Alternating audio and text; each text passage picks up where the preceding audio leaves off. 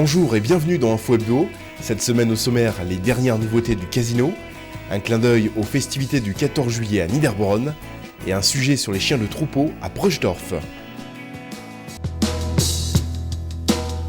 Samedi 7 juillet 2007 a été pour certains l'occasion de s'adonner à son loisir favori, pour les autres de se dire oui pour la vie et pour 1500 d'entre vous de pousser la porte des 3-7 du casino de Niederbronn. Avec un jackpot avoisinant les 180 000 €, de quoi vous faire tourner la tête, le casino, et sans méchant jeu de mots, a changé la sienne. Je viens de la région, je suis franc-comtoise de Luxeuil-les-Bains. En cette période estivale, le casino prépare sa rentrée avec un nouveau jeu à la mode. Les ambitions du casino, c'est d'installer des tables de poker, de Texas Hold'em Poker, très attendues par nos clients. Alors le Texas Hold'em Poker, c'est le jeu un peu à la mode en ce moment, tout le monde en parle, mais c'est un peu une chimère aussi parce que personne n'y joue véritablement puisque c'est pas encore autorisé. On a formulé une demande d'autorisation dont on attend les résultats et on espère que d'ici quelques semaines, on puisse accueillir une trentaine de places et donc une trentaine de clients au Texas Hold'em Poker. Voilà, c'est le jeu qui va nous amener à d'une part une nouvelle clientèle et d'autre part qui va dynamiser et animer notre salle de jeu traditionnelle qui est déjà bien fréquentée. Le casino, un lieu ouvert à tous ? J'ai l'habitude de dire que la clientèle du casino est un peu la clientèle des supermarchés, c'est-à-dire qu'on a tout le monde. Alors forcément, il faut être majeur, donc ça commence à 18 ans, mais ça va de 18 ans à 70 ans. Donc on a un peu tout type de clientèle parce qu'on offre une multitude d'offres, de plaisir, de loisirs, de divertissement, et chacun y trouve un peu son compte. Et en termes financiers, vous savez, on peut jouer à partir de 5 centimes d'euros la partie aux machines à sous, donc vous voyez bien que ça peut toucher et ça peut faire plaisir à beaucoup d'entre nous. Alors, cet été, plage ou casino ? Niederbronn a sorti le tapis rouge pour la fête nationale avec pas moins de 600 participants et une ouverture musicale par la batterie des Grognards de Haute-Alsace.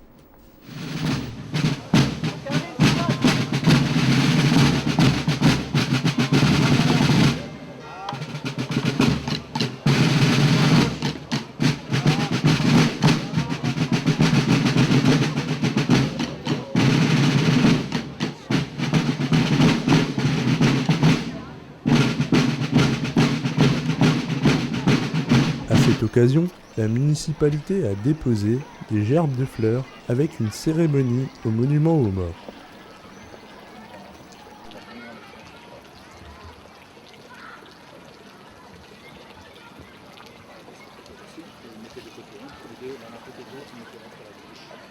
Mais qui dit fête nationale dit feu d'artifice avec tous les secrets de préparation. Le montage des explosifs a été réalisé par les agents du service technique de la commune de Niederbronn. Mais combien de temps et combien de personnes faut-il pour la préparation ? Il nous faut la journée pour monter l'ensemble. On est à 5 personnes quand même, donc un travail assez minutieux. L'ensemble est piloté par une table où donc électriquement on déclenche chaque fois le départ de la bombe et qui donc est synchronisé avec la musique. C'est à 22 h qu'a débuté la soirée, faisant place au défilé aux flambeaux, ainsi qu'à plusieurs régiments et autres représentants qui se donnaient rendez-vous à l'avenue de la Libération.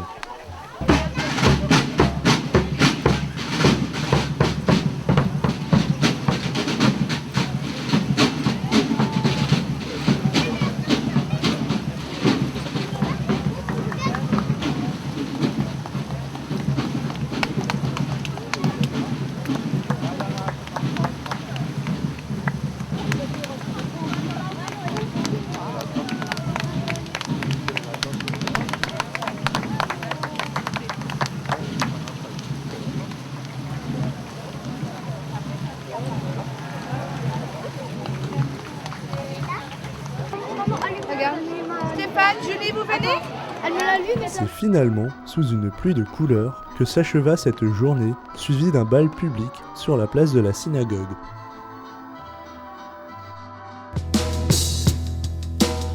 C'est sous un soleil de plomb qu'a eu lieu, le 14 et 15 juillet dernier à Preusdorf, la finale de championnat de France de chiens de troupeau. Mais quelle est l'idée première ?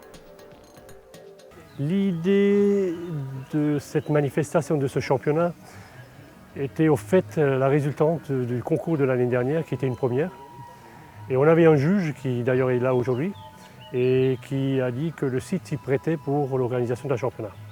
Nous aussi, on cherche aussi un petit peu à montrer qu'on existe, qu'on a des moutons dans le Bas-Rhin et qu'on a des jeunes, surtout des jeunes éleveurs, comme M. Stéphane, on est sur son site aujourd'hui.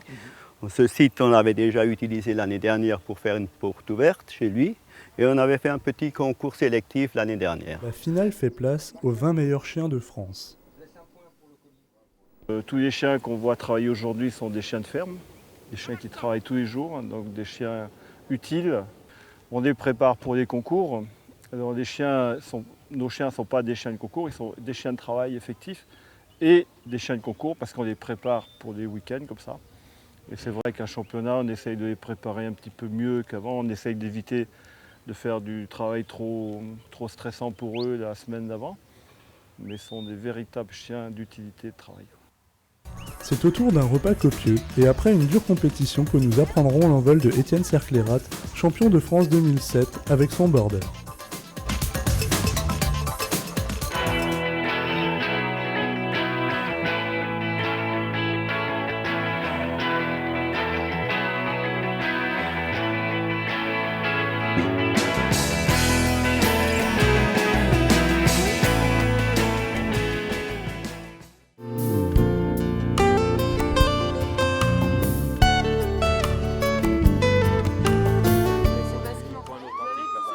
Cette belle vallée a été transformée pour un week-end en aire de jeu.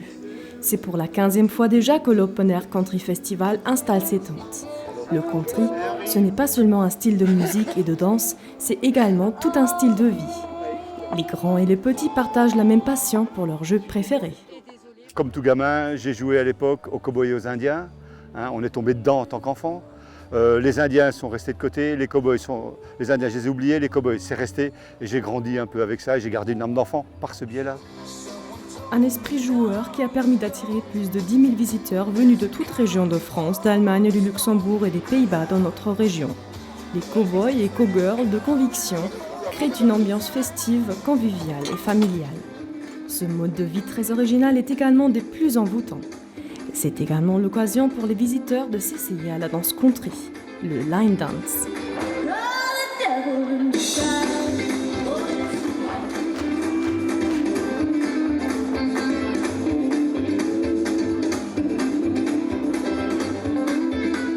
Il y a des gens de plus en plus en France qui sont adeptes de la danse country et en plus la danse vous emmène à être en forme, ça travaille également la mémoire et c'est bon pour le physique et le social en même temps. Hein?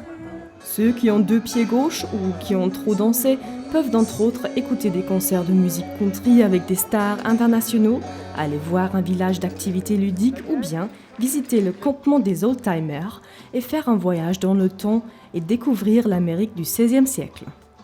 Les old-timers, ce sont des gens, ils vivent comme les premiers Européens qui ont quitté l'Europe et qui sont partis aux États-Unis, ils vivent comme eux là-bas à l'époque. Donc d'abord c'était les chariots, ensuite c'était les tentes, les villages. Et ils sont, donc ces gens-là, si vous les allez voir, ils sont habillés comme à l'époque. Ils vous présenteront leur vieux métier et la façon dont eux y vivaient au moment de la conquête de l'Ouest. Si vous souhaitez découvrir ce style de vie ou vous initier à la danse country, rendez-vous l'année prochaine pour la 16e édition de ce festival. Allez hop, belle vallée.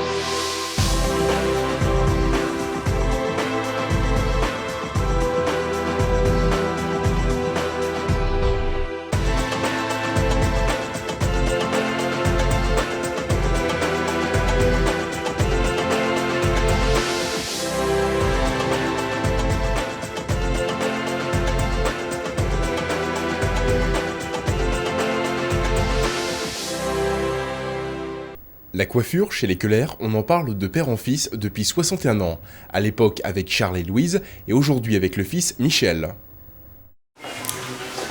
Là, je fais une coupe. Je dégrade, j'effile, qui termine la coupe. Dans le métier depuis 36 années, Michel a de nombreuses récompenses à son actif, dont celui du meilleur ouvrier de France, remis en 97 par les plus hautes autorités de l'État.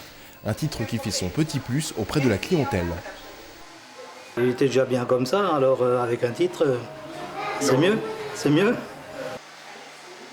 Keller Coiffeur est aujourd'hui une enseigne familiale qui compte une vingtaine de salariés répartis en 2 salons situés à Reichshofen et à Gnau. Également dans ses rangs, 3 coiffeuses à domicile et au final un objectif, une organisation sans fausses notes et en famille. J'ai le planning de toute la journée et tout de suite les techniques qui viennent avec, c'est-à-dire la dame avec la couleur, toutes les techniques. On ne perd pas de temps. Donc l'imprévu n'existe pas chez les Keller.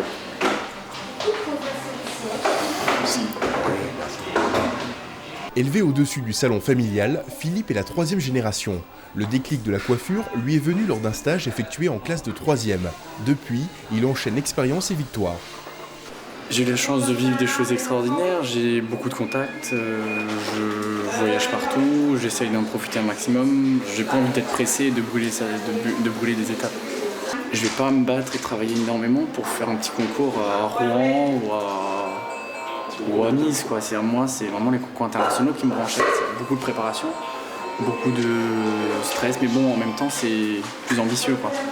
On est parti partout, hein. Las Vegas, Moscou, Milan, Vienne, Allemagne, la Grèce. Philippe Keller, voiture Keller à Strasbourg. Pour l'ouverture du salon à Gnau en 2004, Philippe a su abattre des murs. Je voulais rester à Reichshofen, mais pas toute ma vie, quoi. Je pense que j'avais aussi envie d'évoluer dans un premier temps. Après, ça s'est fait grâce à des collègues actuels, quoi. C'est-à-dire, j'ai rencontré des gens, j'ai rencontré une équipe et on a mis des murs autour. Donc, j'avais la chance de rencontrer des gens qui avaient des capacités professionnelles accrues et profondes et qui étaient très doués. Donc j'ai voulu profiter de cette occasion-là et de trouver un local sur Haguenau et à ce moment-là ouvrir un salon. Avant d'arriver à un tel niveau, reste la formation. À ce sujet, en voici quelques conseils. L'idéal, c'est de faire un apprentissage par la voie de l'alternance chez un patron. C'est ce qui est aujourd'hui, je pense, de mieux. C'est-à-dire on travaille une partie, quasiment 2 tiers du temps au salon, le reste du temps à l'école. Donc en gros, on a un travail de terrain qui est beaucoup plus approfondi que quelqu'un qui fait des études de coiffure 100% à l'école. Chez les Keller, on parle tous coiffure. Le Benjamin de la famille, Antoine, se met déjà en place. Là, il commence au salon, donc il a vraiment des bases d'apprenti. C'est-à-dire, pour l'instant, il fait le strict minimum, il commence à toucher un peu les couleurs, les shampoings, mais bon, c'est vraiment tout ce qui est coupe pour l'instant, c'est de côté. Ça va mettre son temps, mais bon, c'est comme ça. Hein. C'est vrai, la coiffure, c'est un métier qui s'apprend très lentement. Moi, je pense que j'ai mis à peu près 5-6 ans à pouvoir toucher à beaucoup de choses. Quasiment tout, mais bon, on en apprend tous les jours. Donc la formation ne s'arrête quasiment jamais. En ouvrant son petit salon en 1946, Charles ne savait pas encore à l'époque que son affaire allait rester dans la famille et jusqu'à la 4e génération.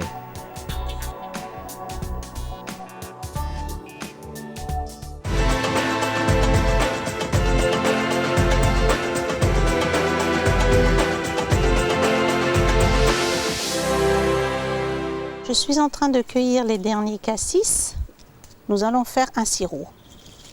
Le fameux sirop que l'on met dans le kir, le vin blanc, le bon vin blanc d'Alsace ou le champagne qui donne le kir royal.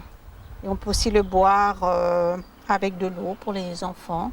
Un sirop, un bon sirop de fruits frais. Le cassis étant un fruit très intéressant par ses qualités propre, c'est un fruit qui a beaucoup de vitamine C et qui a des valeurs thérapeutiques intéressantes. Hein, même les feuilles, tout le cassissier est un arbuste très intéressant. Et donc nous allons faire comme une conserve. Donc il nous faut des bocaux bien propres, il nous faut bien sûr les fruits, il nous faut du sucre et puis c'est macéré dans du vin rouge. Donc les fruits, quand ils arrivent du jardin, il y a des petites feuilles, il y a les petites branchettes. Donc je les passe d'abord sous l'eau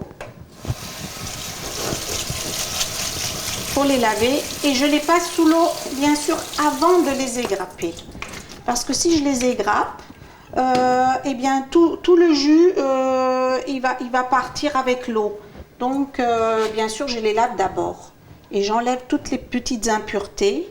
Voilà, les petites feuilles, les petites branches. En fait, on pense toujours que le sirop, c'est quelque chose qu'il faut acheter au magasin. Mais en réalité, c'est si facile à faire quand on a les fruits, bien sûr. Et pour les enfants, c'est quand même l'idéal. Il n'y a aucun conservateur et c'est les fruits du jardin. Maintenant, je vais peser toute ma récolte. Parce que ça va définir le poids en vin. Donc là, je vais avoir 2 kilos et je vais donc mettre 2 litres de vin rouge. Donc, je verse mes fruits. Et là, je les écrase un peu pour que la macération se fasse bien dans le vin. C'est un fruit très odorant qui est un peu acide à manger comme ça. On peut en mettre un tout petit peu dans la salade de fruits, mais généralement c'est pas très apprécié à cause de son acidité. Mais alors, qu'est-ce que c'est bien en glace, en sirop, en confiture, c'est magnifique. Voilà. Et ça va rester pendant 3 jours à la cave pour la macération et remuer de temps à autre.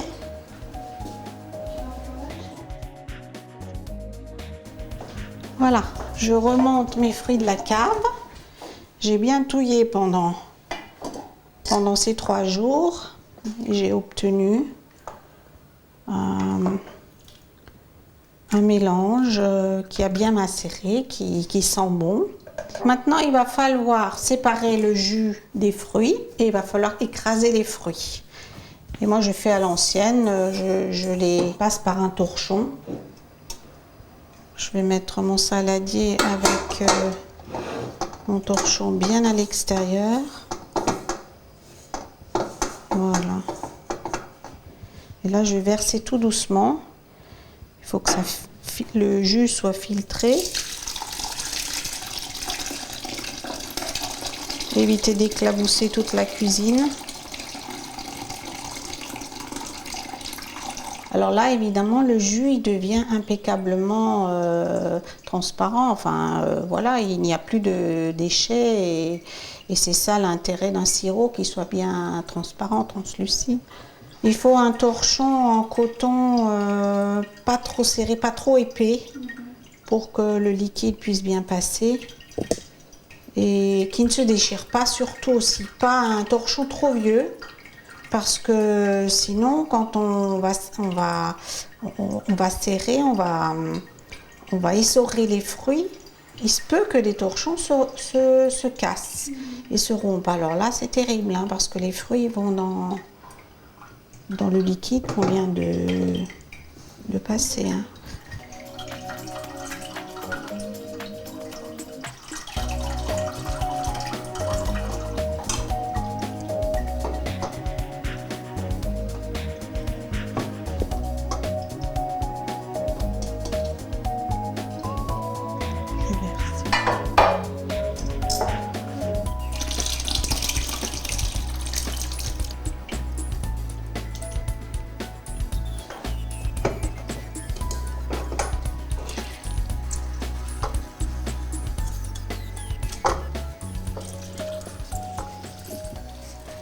Voilà ce qui reste des fruits qu'on va jeter et on va voir combien nous avons obtenu de jus.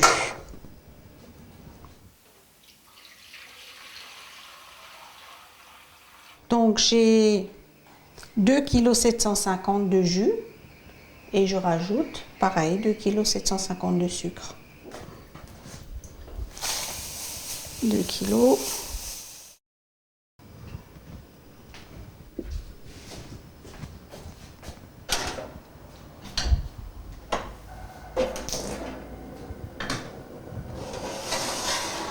Plus on le cuit, plus le fruit, le goût du fruit et du vin s'évapore. Bien sûr, comme c'est du vin, on va essayer de ne pas le cuire trop longtemps.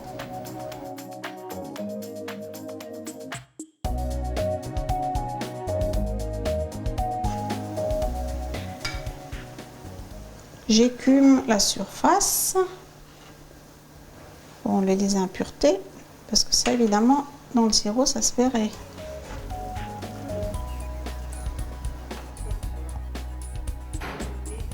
Là, je teste un petit peu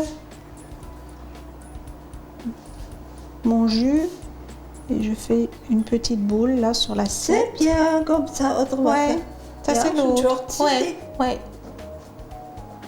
On y va. Bon, das ist falsch.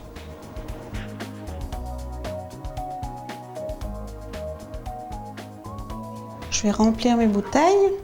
Alors les bouteilles, bien sûr, elles doivent être très propres, bien nettoyées.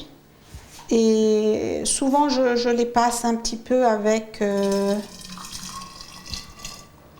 petit peu d'eau bouillante. Et je les laisse sécher. Et après, la capsule, elle doit être aussi très propre. On peut les mettre dans des bocaux en verre. Et de préférence peut-être du verre coloré, comme la bouteille que j'ai là, qui peut aussi servir, genre de bouteille de limonade. Et même les bocaux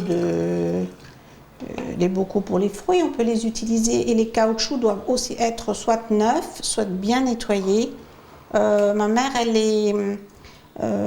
les fait cuire pendant 10 minutes avec du gros sel pour les désinfecter.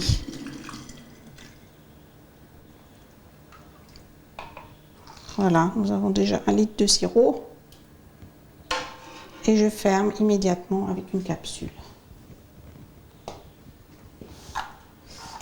Et voilà, la production de cette année est terminée, en boîte. En résumé, avec 2 kg de fruits de cassis, nous avons obtenu 4,5 litres de sirop. Voilà, évidemment, nous avons un petit peu les doigts colorés. Alors, il y a une solution pour refaire des belles mains blanches. On les frotte un peu avec du jus de citron. Et voilà, nos doigts redeviennent roses comme ceux d'un bébé. Pour ne pas décourager les jeunes gens qui voudraient essayer de faire ce sirop, on peut très bien passer les fruits, au lieu de les passer dans le torchon, on peut les passer dans une centrifugeuse. C'est-à-dire, on passe d'abord le jus le plus liquide à travers une passoire et ensuite les fruits restants, on les passe dans la centrifugeuse et le jus, il coule clair et vous le rajoutez à votre préparation.